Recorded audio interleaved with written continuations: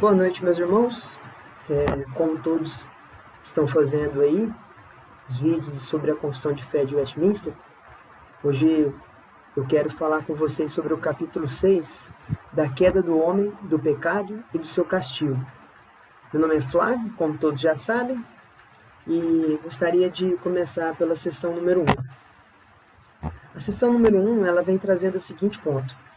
Nossos primeiros pais, seduzidos pela astúcia e tentação de Satanás, pecaram ao comerem o fruto proibido. Ou seja, aqui a gente está vendo o início da era, né, o início das eras, quando Deus cria todas as coisas, introduz o homem no jardim, o primeiro casal, os pais da humanidade, né, os nossos primeiros pais, e aí a gente já imagina aí que a serpente, no certo sentido, ela já tinha caído, porque, obviamente, o que ela seduz ao homem, que a proposta que ela vem trazendo a Eva, é justamente para se opor a Deus. Então, seduzidos pela astúcia dessa serpente, Satanás, eles pecaram ao comerem desse fruto proibido. O pecado em si não consiste no sentido do fruto em si, mas da desobediência, da incredulidade que eles tiveram com Deus, porque Deus tinha dito a eles que a partir do momento que eles comessem do fruto, que era da árvore do conhecimento do bem e do mal, eles certamente morreriam. E eles preferiram então dar ouvido a Satanás, dar ouvidos à serpente, do que confiar na palavra de Deus e também não só confiar, né, mas também obedecer o mandamento que ele tinha proposto a eles. Que era o primeiro, a gente pode dizer que o primeiro casal, eles tinham esse livre-arbítrio, né, de poder escolher, e eles decidem o oposto, eles decidem comer desse fruto. Aqui está dito em Gênesis 3,13, disse o Senhor Deus à mulher, que é isso que fizeste? Respondeu a mulher, a serpente me enganou e eu comi. Aqui está o relato no momento em que Deus chega ao jardim para poder tirar, entre aspas, satisfações com o casal, já sabendo do que eles tinham feito, e aí ela dá essa resposta, né, dizendo que a serpente tinha enganado ela. É engraçado que a princípio a gente vê que eles não assumem a culpa, né, um joga para o outro, a mulher joga para o homem joga para a serpente, e aí Deus começa, né, amaldiçoando a serpente e dando castigos ao homem e à mulher, que esses teriam a chance de serem redimidos, diferente da serpente, diferente de Satanás, que é um anjo caído. Ainda na primeira sessão, continua o seguinte ponto. Segundo o seu sábio e santo conselho, foi Deus servido permitir este pecado deles, havendo determinado ordená-lo para a sua própria glória. Ou seja, aqui a gente consegue observar o seguinte, que pelo conselho de Deus, que é sábio, que é santo, ele mesmo, o próprio Deus, permitiu que esse pecado acontecesse, lembrando que Deus não é o autor do pecado, mas a sua vontade permissiva dá essa liberdade para que o homem pudesse escolher, e aí ele dá essa permissão para que esse pecado pudesse acontecer, não que fosse da vontade dele, pelo contrário, vontade entre aspas também, né? Porque se a gente falar, não é da vontade de Deus, então é como se tivesse fugido da vontade dele, não foge. Porém, aqui a gente tem que entender que Deus não se agrada com o mal. E é isso que eu quero dizer a vocês e que muito claro fica mostrando aí na confissão, que é permissão de Deus esse pecado. E ele determinou isso de uma certa forma, onde tudo que aconteceu nessa história, tudo que acontece, fosse de uma melhor forma para a sua própria glória, ou seja, para que a glória dele fosse ainda maior, porque ele sabe de todas as coisas que são misteriosas aos homens, para Deus não é. Então, basta ao homem, iluminado pelo Espírito Santo, confiar em Deus, que o que ele fez, permitindo esse pecado acontecer, que ele introduziu o pecado à humanidade, trazendo morte, trazendo prejuízos à humanidade, mas a gente percebe aí que Deus permitiu porque ele tinha esse plano, ele já tinha determinado esse plano para que a própria glória dele pudesse ser exaltada, né? Ele pudesse ser manifesta. Aqui a gente consegue ler em Romanos 5, 19 e 21 uma referência a esse ponto que diz assim: porque como pela desobediência de um só homem, muitos se tornaram pecadores, assim também, por meio da obediência de um só, muitos se tornarão justos. Sobreveio a lei para que avultasse a ofensa, mas onde abundou o pecado, superabundou a graça, a fim de que, como o pecado reinou pela morte, assim também reinasse a graça pela justiça para a vida eterna, mediante Jesus Cristo, nosso Senhor. Onde abunda o pecado, vai superabundar a graça de Deus. E isso faz com que a glória de Deus seja ainda maior, porque Ele está amando pecadores, Ele amou pessoas caídas, Ele amou pessoas que viraram as costas para Ele. E isso é um motivo de que o nome de Deus seja ainda mais glorificado. Agora, na seção 2, diz o seguinte: por este pecado, o pecado original, eles, os primeiros pais, o primeiro casal, Adão e Eva, decaíram de sua retidão original e da comunhão com Deus. Eles tinham essa comunhão, a gente vê em Gênesis que Deus ia até o jardim e se comunicava com eles. E essa comunhão, a partir do momento que eles tomam essa postura de comer desse fruto, essa comunhão com Deus é rompida. Essa ponte que ligava o homem a Deus é rompida. E aí tem esse desligamento entre homem e Deus, entre o Criador e a criatura. Não pela parte de Deus, mas pela parte do próprio homem, que tinha essa certa liberdade, que decidiu, por intermédio desse pecado, virando as costas para Deus, rompe então. E aí, a partir desse momento, eles caem em pecado, né? E aí gera até uma pergunta, né? Por que que o homem poderia ter caído, sendo que tudo que Deus fez é bom? Tudo que Deus fez é muito bom. E o homem foi criado santo. Porém, ele tinha a oportunidade, ele não estava em certo sentido, ele não estava em certo sentido de uma maneira que ele não pudesse cair. Ele podia cair, ele tinha essa possibilidade, porque era o teste, era a provação, ele estava em fase de provação. Então ele tinha essa possibilidade de poder cair.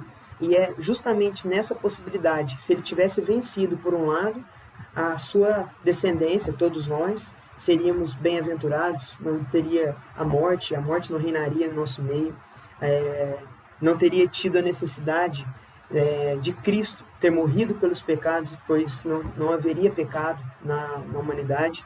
Porém, a rota que a humanidade toma é outra.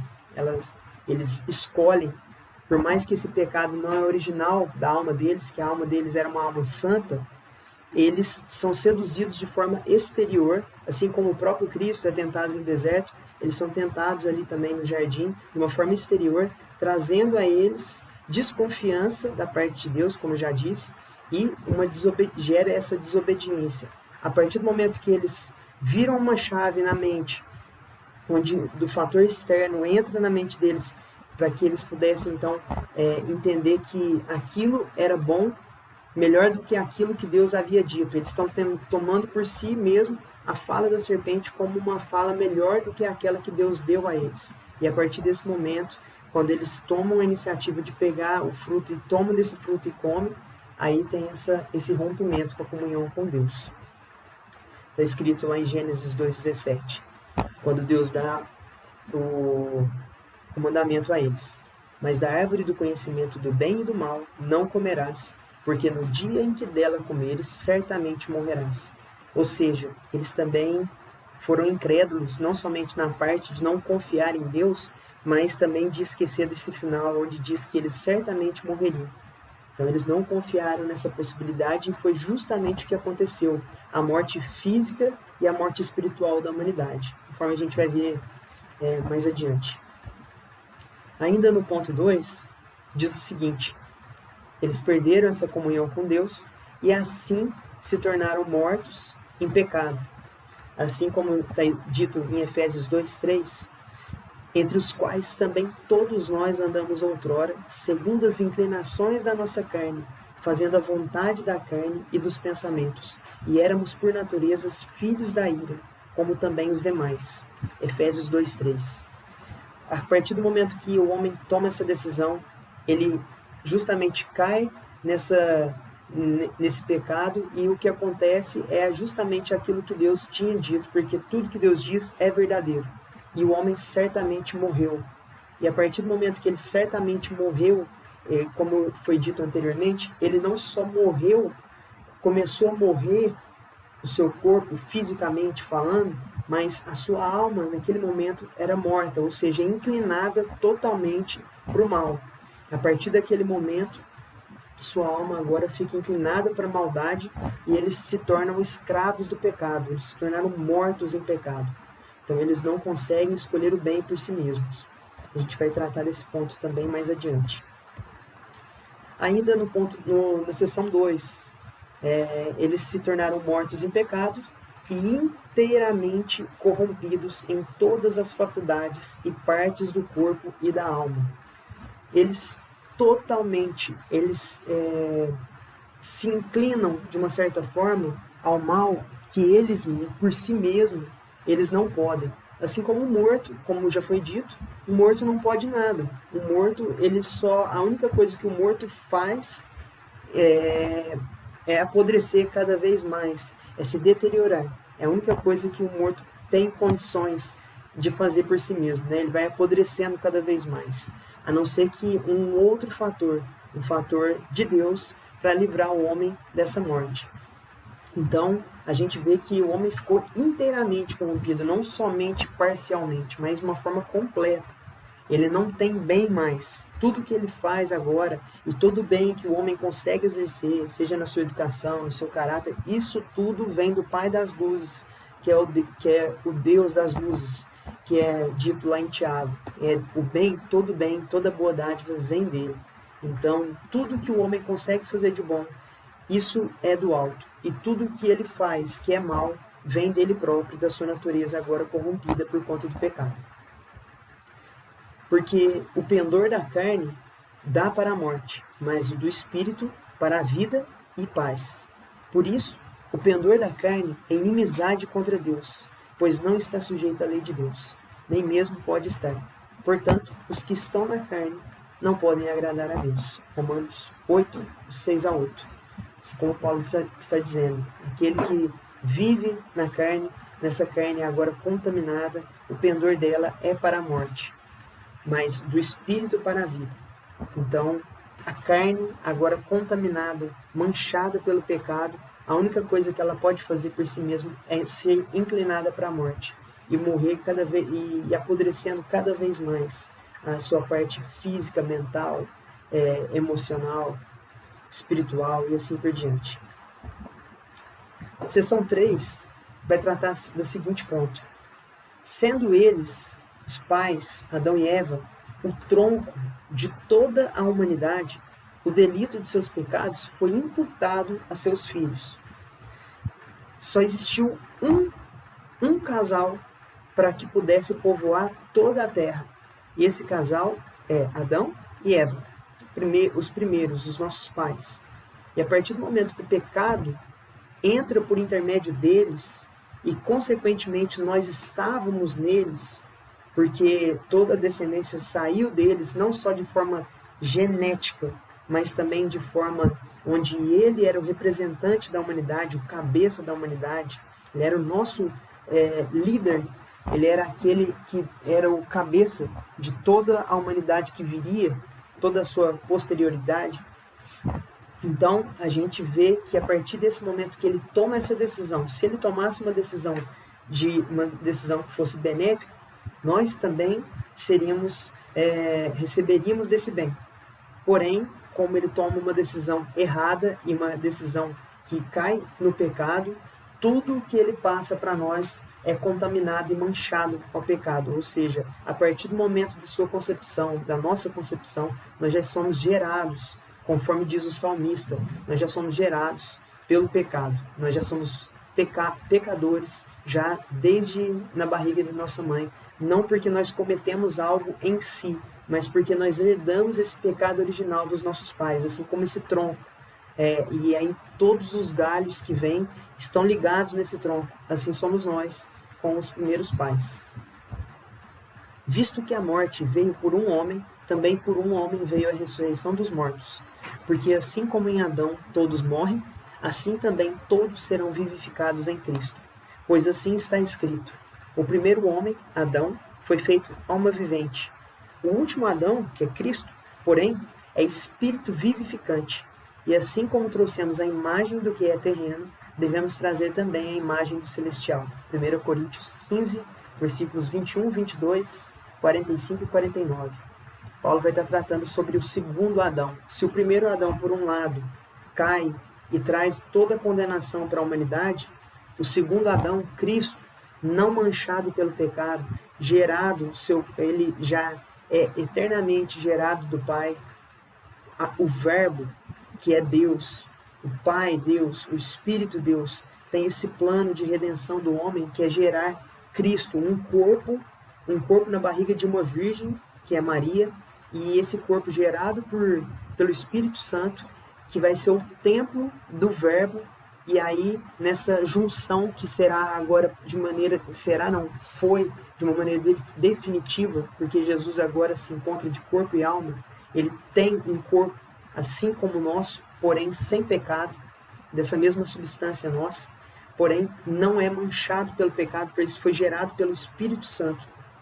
E aí ele se torna o segundo Adão, o segundo representante, e ele vence aquela provação, aquela tentação que Adão não conseguiu vencer, para que ele pudesse trazer vida. Se por um lado Adão trouxe morte, por outro, Cristo traz vida. Ainda no terceiro ponto, nós vemos o seguinte, e a mesma morte em pecado, bem como a sua natureza corrompida, foram transmitidas a toda a sua posterioridade, que deles procede por geração ordinária. Conforme a gente já tratou, que esse pecado, essa morte, todos já nascem com essa inclinação ao pecado, todos já nascem com essa inclinação ao mal. Tem até um exemplo de um pastor que certa vez estava dizendo na nossa igreja que a filhinha dele gostava muito. A filhinha dele tinha 1 aninho, quase 2 aninhos. E ela gostava de quando o pai, o pastor, trocava ela, né? Quando ela estava precisando trocar a sua fraldinha. E aí, num dia, ela foi e disse que a sua fraldinha estava suja, ela já era umas poucas palavrinhas que ela já conseguia falar. E aí o pai dela falou assim, mas eu não acho que você está precisando trocar a fraldinha, já troquei há pouco tempo. E aí ela continua insistindo, né, com uma carinha bem de espertinha. E aí quando ele abre a fraldinha não tinha nada, mas era só porque ela queria aquele momentinho com ele ali. E ela dá uma risadinha para ele, que ele olha na cara dela e fala assim, desde pequeno o homem já tem essa natureza de poder mentir para querer um benefício, de querer algo para si. Por quê? Porque ele já é corrompido. A sua natureza já veio corrompida, né? Infelizmente, não é da fábrica de Deus, mas da fábrica de Adão. Então essa geração foi passada e infelizmente nós herdamos esse pecado, nós já somos manchados com ele. Como diz o salmista no Salmo 51, 5. Eu nasci na iniquidade e em pecado me concebeu minha mãe. Na seção 4, meus irmãos, está escrito assim, dessa corrupção original, pela qual ficamos totalmente indispostos, incapazes e adversos a todo bem e inteiramente inclinados a todo mal. O homem não só é inclinado, num certo sentido de que ele quer fazer o mal, mas ele é também indisposto, incapaz, ele tem adversidade com o bem, ele não consegue pensar por si mesmo. Por isso que a gente já disse aqui sobre a questão de todo bem vir do Pai das Luzes, vir de Deus. Se não for Deus cuidando dos seus filhos e derramando porções do seu Espírito Santo para que o seu plano, o bem que vem dele, propagasse nesse mundo, a gente já estaria perdido. Porém, aqui vale também uma observação. Quando nós dizemos, né, essa doutrina, a nossa confissão de fé diz que o homem é totalmente indisposto, incapaz, adverso, é inclinado totalmente ao mal, desde sua concepção e assim por diante, nós não estamos dizendo, e a confissão muito menos, que o homem é 100% ativo no seu pecado em todo o tempo, como se ele fosse, se não fosse Deus o barrando ali em todo o tempo, né, em certo aspecto, ele fosse um Hitler ou algo do tipo. Claro que a graça de Deus sim faz isso, ela segura o homem para que ele não externalize todo esse mal que existe dentro dele. Porém, né, esse mal, essa inclinação, não é no sentido de que todo momento nós vamos estar pecando 100%, como se a gente fosse a todo momento, né, disposto a fazer todo tipo de atrocidade. É pela graça, sim, pela graça de Deus, que nós temos esse controle, esse freio, né, na nossa vida, com a graça dele. Como está escrito, não há justo nenhum sequer, não há quem entenda, não há quem busque a Deus. Todos se extraviaram, a uma se fizeram inúteis. Não há quem faça o bem, não há nenhum sequer. Não existe justo na descendência de Adão, exceto Cristo, conforme já foi dito, exceto Cristo, porque foi assim necessário para o plano redentor de Deus. Então, tirando Cristo, o servo justo, o servo sofredor, não existe um homem sequer debaixo do sol que seja justo, ou que entenda o bem, ou que faça o bem. E ainda na seção 4, que procedem todas as transgressões atuais. O mal, todo esse mal do pecado que a gente vê, tudo, a morte, essas coisas ruins, as transgressões que nós praticamos, isso tudo procedeu desse pecado original. O pecado original é a raiz, é aquilo que está enraizado na nossa alma e que faz que nós tenhamos essas transgressões que hoje nós, infelizmente, ainda praticamos, mesmo sendo remidos por Cristo, mesmo sendo salvos, como a gente vai ver também adiante. Se não me engano, no próximo capítulo, no capítulo 7, que a gente vai ver sobre a questão do pacto, e aí a gente vai tratar mais dessa questão aí de um remido. Se não me engano, se não no final desse capítulo ou no capítulo 7, mas nós vamos tratar de uma forma mais ampla sobre isso. Então, esses pecados, coisas que acontecem na atualidade, isso tudo tem a sua raiz, que é no pecado original que nós herdamos dos nossos pais, conforme está lá em Tiago 1, 14 e 15. Ao contrário, cada um é tentado pela sua própria cobiça, quando esta o atrai e seduz. Então a cobiça, depois de haver concebido, dá à luz o pecado, e o pecado, uma vez consumado, gera a morte. Nós somos tentados justamente por aquilo que está no nosso interior. Cristo, quando foi tentado, e Adão, quando foi tentado, eles não tinham algo interno, eles não tinham algo dentro deles que tinha esse sentimento que nós temos quando nós queremos pecar, que é aquele desejo interno, que é essa cobiça, que nos atrai, que nos seduz para que depois a gente possa conceber e aí sim praticar o ato que dá à luz o pecado. E o pecado, uma vez consumado, ele gera a morte, porque nós sabemos que o salário do pecado é a morte. Na seção 5, a penúltima seção do capítulo 6, a confissão vai trazer o seguinte ponto. Essa corrupção da natureza persiste durante esta vida naqueles que são regenerados. Então ainda é nesse capítulo mesmo que nós vamos ver aquilo que eu tinha dito. Porque essa corrupção, a gente precisa entender que ela não vai se ausentar enquanto nós ainda estamos vivos com esse corpo corrupto. Porque o nosso corpo é manchado pelo pecado, nossa alma foi manchada pelo pecado. Porém, o sacrifício que Cristo faz, conforme a gente já viu, esse segundo Adão, faz com que nós tenhamos vida, nascemos novamente, nascemos do Espírito, porque nós éramos mortos em Adão, mas em Cristo nós temos vida. E aí, mesmo assim, sendo com Ele, mesmo ainda sendo regenerado, nós ainda carregamos essa mácula do pecado que vai persistir durante toda a nossa vida.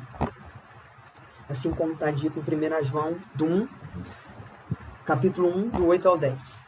Se dissermos que não temos pecado nenhum, a nós mesmos nos enganamos, e a verdade não está em nós.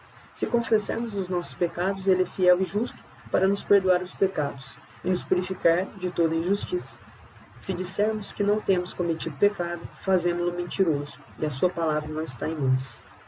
Não existe possibilidade da gente abandonar o pecado ainda em terra.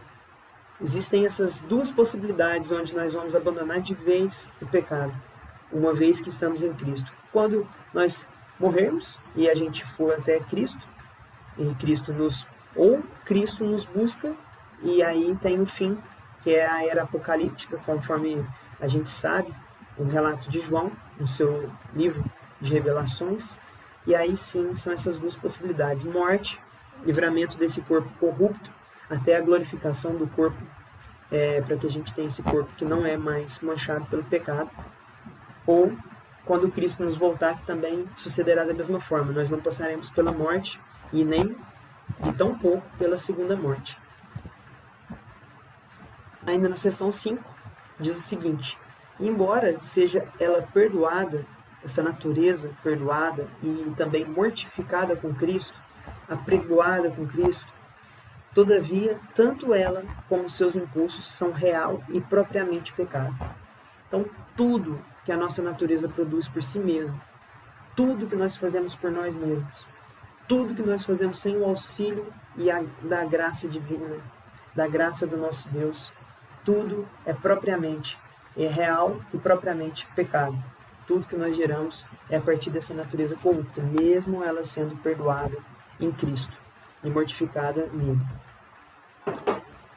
Em Romanos 7, versículos 5, 7, 8 e 25 diz o seguinte: porque quando vivíamos segundo a carne, as paixões pecaminosas postas em realce pela lei operavam em nossos membros, a fim de frutificarem para a morte. Que diremos, pois? É a lei pecado? De modo nenhum. Mas eu não teria conhecido o pecado, senão por intermédio da lei. Pois não teria eu conhecido a cobiça, se a lei não dissera, não cobiçarás. Mas o pecado, tomando ocasião pelo mandamento, despertou em mim toda sorte de concupiscência, porque sem lei está morto o pecado.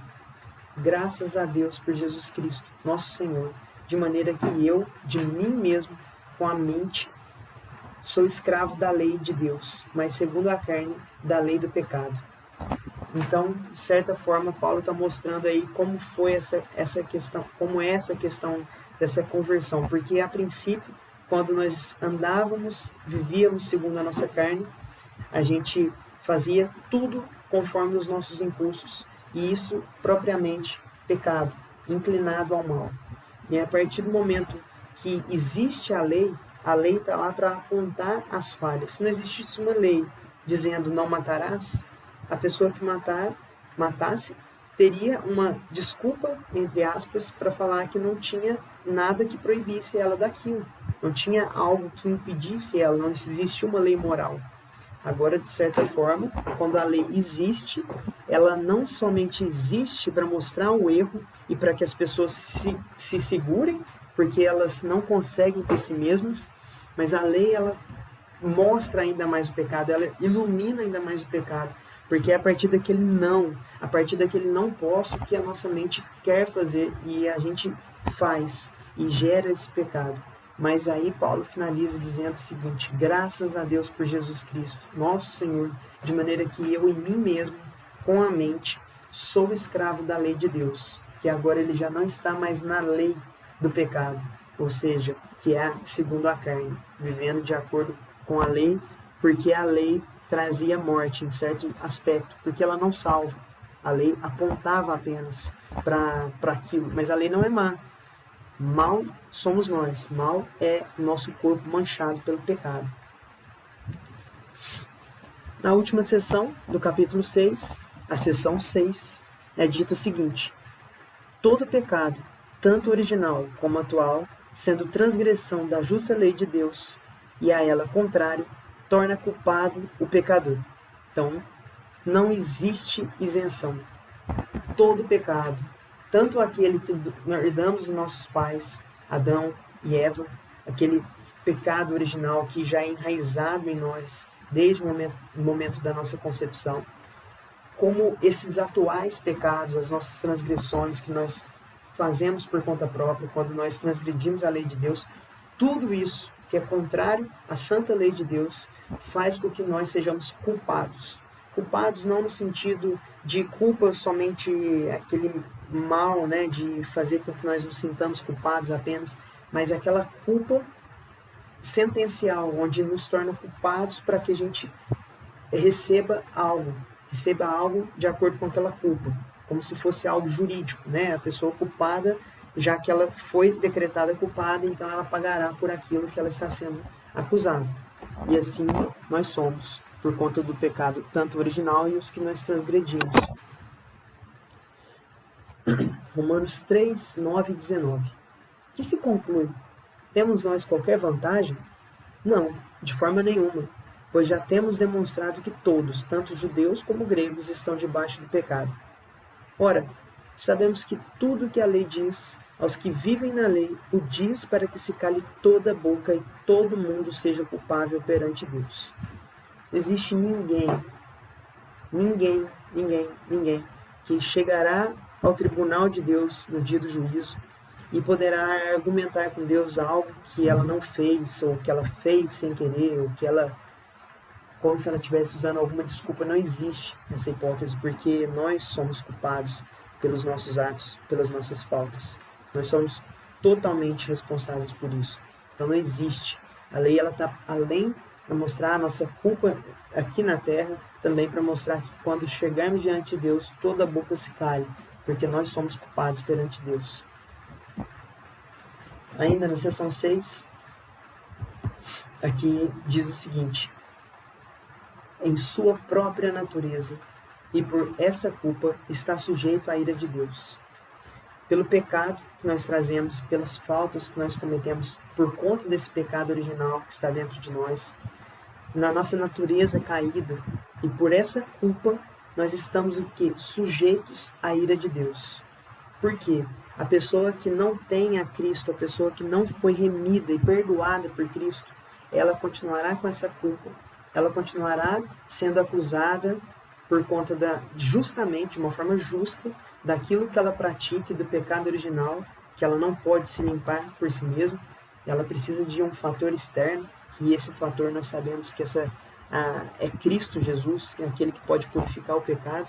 Então, essa ira, ela faz parte da natureza, né? Porque a natureza pecaminosa vai atrair a ira de Deus, porque é um Deus santo que não tem parte com o pecado. Lá em Efésios 2:3 diz: entre os quais também todos nós andamos outrora, segundo as inclinações da nossa carne, fazendo a vontade da carne e dos pensamentos, e éramos por naturezas filhos da ira, como também os demais. Ou seja, nem todos são filhos de Deus, né? Como muita gente fala, também sou filho de Deus. Filhos de Deus somente aqueles que estão em Cristo Jesus, porque todos somos criaturas antes de entendermos que Cristo é nosso Senhor e Salvador. A partir do momento que nós não conhecemos, antes do momento que nós não conhecemos a Cristo, criaturas, filhos da ira. Agora, a partir do momento que nós conhecemos a Cristo, aí sim nós podemos dizer que nós agora nos tornamos filhos de Deus e a ira já não cabe mais sobre nós, porque o pecado foi perdoado. E não só sujeito à ira de Deus, mas também à maldição da lei, conforme Gálatas 3:10 relata. Todos quantos, pois, são das obras da lei, estão debaixo da maldição, porque está escrito: maldito todo aquele que não permanece em todas as coisas escritas no livro da lei para praticá-las. Se a pessoa quer viver por obras, se a pessoa acha que ela vai viver, ela vai conseguir viver por ela mesma, praticando aquilo que ela tem, praticando aquilo que ela é, como se ela pudesse guardar a lei por si mesma, assim como a gente vê o jovem rico quando chega para Jesus e diz que já guardava aqueles mandamentos, e quando Jesus pede o maior mandamento, que é seguir a Deus, ele se afasta, porque ele não seguia de maneira plena, porque nenhum homem é capaz de seguir. Então, quem vive de acordo com a lei em certo aspecto, né? Não, de acordo ninguém consegue, mas quem tenta viver e alcançar a Deus seguindo a lei, o final vai ser amaldiçoado, porque ele não vai estar debaixo da graça do nosso Senhor, que é o único meio onde nós conseguimos nos livrar dessa ira e da maldição. E também a gente vê no final da seção 6, na penúltima parte, onde diz, além da maldição da lei, portanto, sujeito à morte. Porque o salário do pecado é a morte, mas o dom gratuito de Deus é a vida eterna em Cristo Jesus, nosso Senhor. Se por um lado o pecado, ele nos paga com a morte, Cristo, por graça, sem trabalharmos em prol dele, mas ele em prol de nós, ele nos paga com vida. Simplesmente pela fé nele, não pelas nossas obras. É isso que a gente consegue observar nesse dom gratuito de Deus, porque é de graça. De graça não se paga. Porque o que nós fizemos e merecemos é a morte, porque nós trabalhamos duro pelo pecado, mas esse dom de Deus, que é vida que está em Cristo Jesus, é um dom gratuito, somente dado por amor, por esse Deus amoroso e misericordioso. E por fim, está sujeito à morte com todas as misérias espirituais, temporais e eternas. Isso já é no aspecto daquele que realmente não aceita Cristo como Senhor da sua vida e é aceito pelo mesmo, porque nós sabemos que nós temos que aceitar Cristo no nosso coração, mas nós sabemos que para a gente aceitar, Ele primeiro tem que ter nos aceitado. Nós sabemos disso. Mas existe essa resposta do homem também, e essa resposta, pela graça, se ela não for uma resposta de fé em Cristo, ele realmente vai receber dessas misérias espirituais, tanto no momento presente, tanto na eternidade, onde será lançado para fora da presença de Deus. Obscurecidos de entendimento, alheios à vida de Deus, por causa da ignorância em que vivem, pela dureza do seu coração, esse coração que é pecaminoso, conforme diz em Efésios 4:18. E também em Mateus 25:41, quando diz, então o rei dirá também aos que estiverem à sua esquerda, apartai-vos de mim, malditos, para o fogo eterno preparado para o diabo e seus anjos. Porque esse é o fim daqueles que vivem buscando pela lei e pelas obras, mas não buscam aquele que pode salvá-los, que é Cristo Jesus, aquele que pode perdoar puramente pela graça, misericórdia do nosso Senhor. E aqui a bibliografia que foi usada para esse estudo. Vou fazer um vídeo em 2 partes, para não ficar muito grande, para não ficar muito longo. E já volto com vocês no capítulo 7 para a gente dar continuidade. Obrigado.